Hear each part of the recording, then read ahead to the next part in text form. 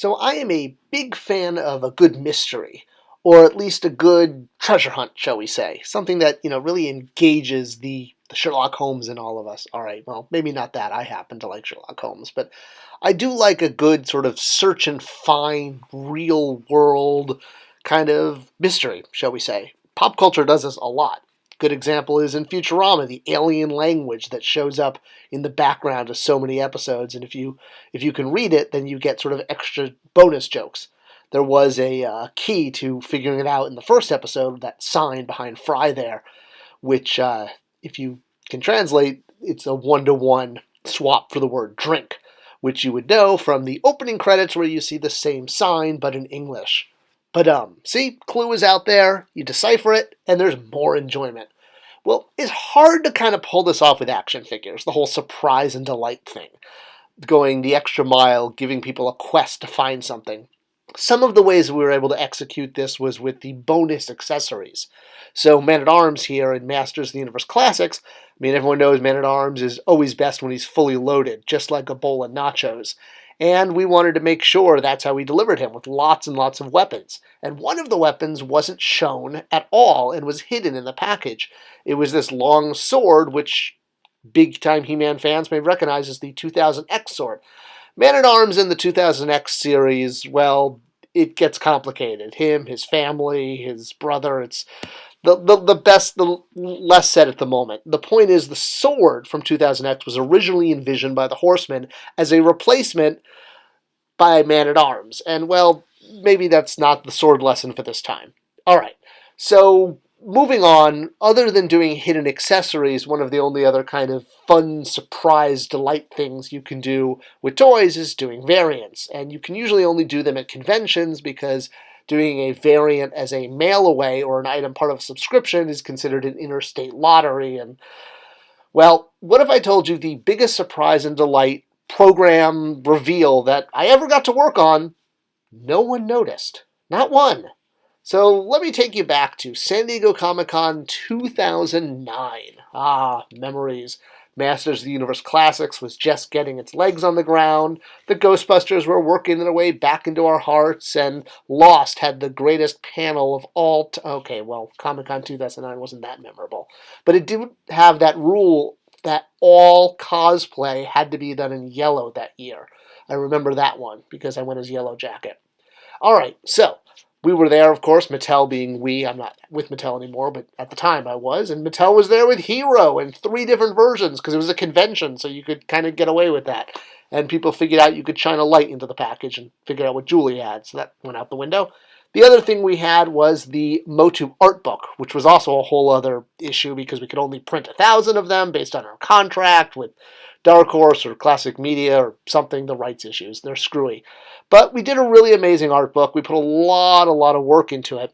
But I knew not every fan was going to be able to get a copy since we only could legally make 1,000 of them based on the wording of the contract and what Mattel had access to producing at the time. It's complicated.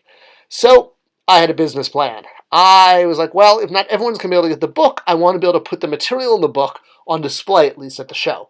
So the way we did this was with a display cabinet that was in the Maddie Collector area, kind of behind where this actor playing Maddie Collector is. We had to find like a 7-foot-tall actor to do that. That was a whole thing.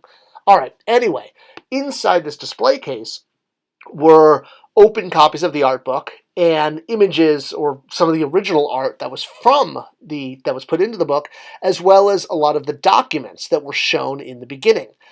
Some of the documents pertain to the origins of the line, the original storylines, the concept storylines, that type of stuff. Now, everything that was in the book, we got, of course, executive permission to show.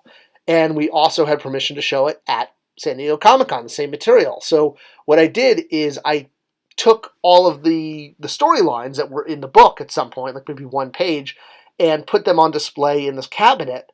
And then every day when we opened the show, before they let in the public, I would flip over the page so that hypothetically through all 4 or 5 days of Comic-Con, maybe including preview night, you'd be able to read the entire document with the first page revealed on preview night and the final pages revealed on Sunday, assuming they're a 5-page document. Some of them were 2 pages, some were 3, etc., etc. So I basically got all of the permissions I needed to put this out. It was all historical documents. Nothing was labeled top secret or, can't reveal this, et cetera, et cetera. It was an enormous amount of work because I had to have legal sign off and marketing and directors and all the way to the top. But everyone did, and that's how we did the art book. The art book got signed off on, and we had the sign off to show this stuff publicly as part of the promotion. And so all this work to be able to put it in this display case, and then my grand plan where I turned over the pages every single day. And then I'd run back to the hotel to see what people were saying about today's revealed page, and nothing, crickets. Now, the one thing that wasn't out were some of the scripts for the movie with Sony that's been developed over the years. And yes, there are, but that's not stuff that can be shared.